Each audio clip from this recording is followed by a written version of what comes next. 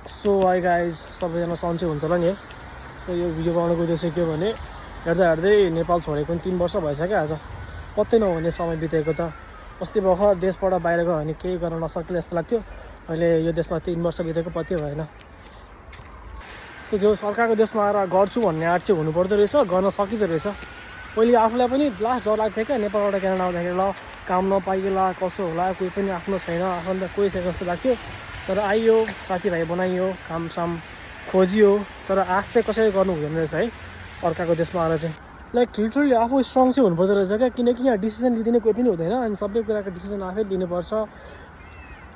सुरुमा आउँदा त मलाई पनि कामसाम पाउँदैन होला, केही पाउँदैन जस्तो लाग्थ्यो। तर आइयो अनि धेरै किसिमको एप्सहरू हुँदो रहेछ कि, या फेरि इन्डिडहरू किजिजीहरू हुँदो रहेछ।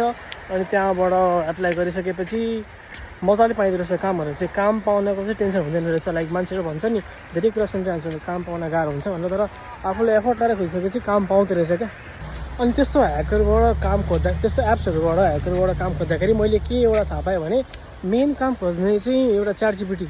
लाइक म चाहिँ के गर्छु भने च्याट जिपिटीमा लाइक अब रिसेन्ट पोस्टिङहरूको लागि हालिदिन्छु क्या, लाइक आई निड अ जब अनि त्यस यति स्किल छ भन्छु के अरे। अनि च्याट जिपिटीले चाहिँ लाइक जहाँ रिसेन्ट रेस्टुरेन्ट खोलेको छ नि, न्यू हायरिङ जाँदैछ नि, सबैको अपडेट दिन्छ क्या, इन्डिड किजिजीहरू भन्दा पनि। त्यहाँबाट चाहिँ मलाई एकदम सुटेबल जस्तो लाग्यो काम पाउनको लागि। अनि recently I'm working like 2 jobs. अहिले चाहिँ एउटा जब चाहिँ मैले इन्डिडबाट खोजेँ हो, अर्को चाहिँ मैले के च्याट जिपिटीबाटै खोजेँ हो क्या काम चाहिँ।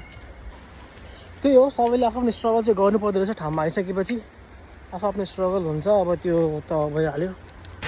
लाइक अब आफूले भएको स्टोरीहरू त धेरै छ, अब यहाँ भिडियो बनायो भने त सकिँदैन होइन।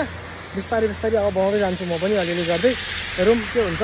कन्टेन्ट भन्दा पनि आफूले भएका कुराहरू हुन्छ नि, त्यस्तै अब देश छोडिसकेपछि कस्तो हुँदो रहेछ, लाइक अनुभवहरू, नयाँ अनुभवहरू के सिकिँदो रहेछ, के स्किल्सहरू लिएर आउनु पर्दो रहेछ नेपालबाट आउँदाखेरि चाहिँ। त्यति चाहिँ बिस्तारै बिस्तारै म पनि भन्दै जानु पऱ्यो। अब जाडो चाहिँ वाइल्ड छ, लाइक म चाहिँ भर जिमबाट आएको थिएँ अनि त्यही भएर त्यस्तै अलिकति केही लगाएको छैन। अनि सो लेट मी इन्ड मेरो video with the cute snowman. कहाँ छ स्नोम्यान? त्यहाँ snowman. Thank you for watching, bye by.